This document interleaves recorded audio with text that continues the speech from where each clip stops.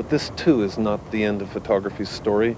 Photographs tell us, we suppose, about the world we live in. They are evidence of things seen, things done, things wished for. Photographs are in our wallets, in our handbags, in our homes, and in our offices. They are everywhere, more persuasive than even the written word. We think we know photographs, and we accept them for what we think we know.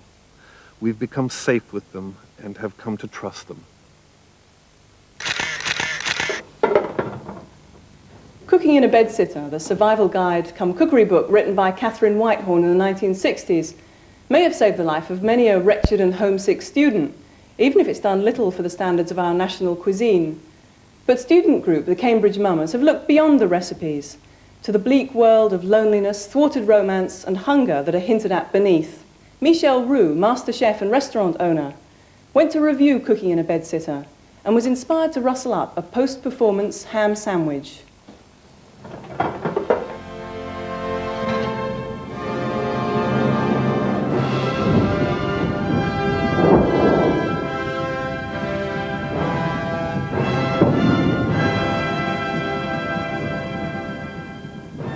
Cooking a decent meal in a bedsitter isn't simply a matter of finding something that can be cooked over a single ring. It's a problem of finding somewhere to put the fork when you take the lid off the saucepan, and then finding somewhere to put the lid. It's a problem of finding a place to keep the butter, where it won't get mixed up with your razor or your hairpins. It's having your hands covered in flour, a pot boiling over onto your landlady's carpet, and no water to mop any of it up nearer than the bathroom at the other end of the landing. The problem seemed to be mainly where you put things while you're cooking, where you put the saucepan lid. Well, I think I can handle the problem.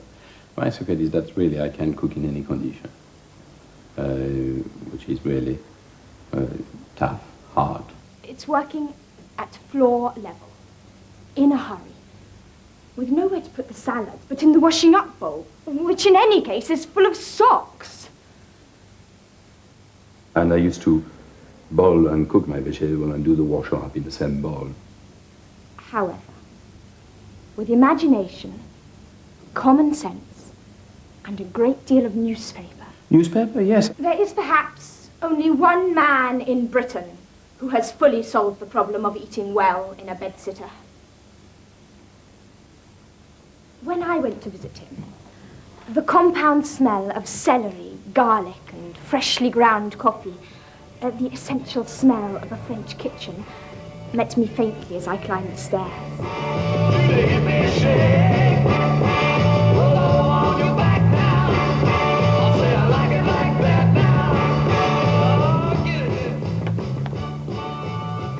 Mustard ham sandwich.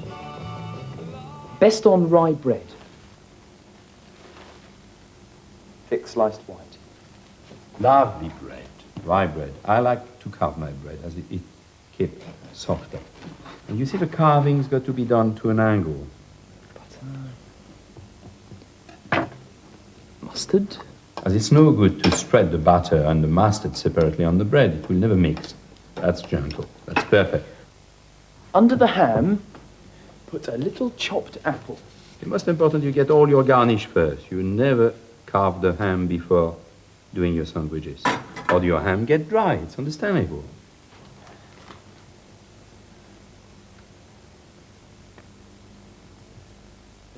What you want, it's a lovely ham.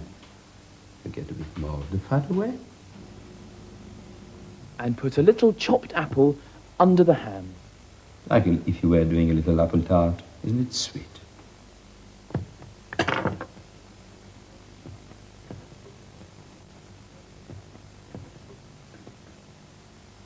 That's what I call a master sandwiches. One of the essential pieces of information I got from the play was the fact that the number of people who are snobby about tinned food actually outnumber those that can detect it 10 to 1. Do you think that's true? There's nothing unusual about it. I mean, most of the people don't know what really the difference is about. You've got more people today who would not recognize what's fresh from tins than people who will recognize it. Do you think you could tell a difference? Well, I would hope so. Well, I'm going to put you to the test on that. Right, here goes. What's First one. You tell me when you're getting near. I'm there. Ah.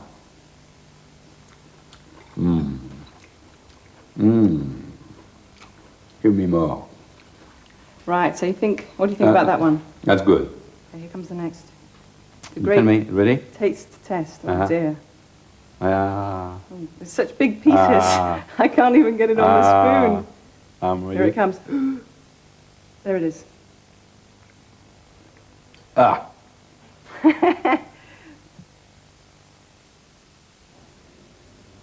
There was a beer barrel in one corner with an old slipper under the tap to catch the drips. And in another, some curd cheese was draining into a small shaving bowl through a sock. The open wardrobe door revealed beneath the somewhat agricultural jackets and trousers a small bowl of earth in which some mushrooms were growing.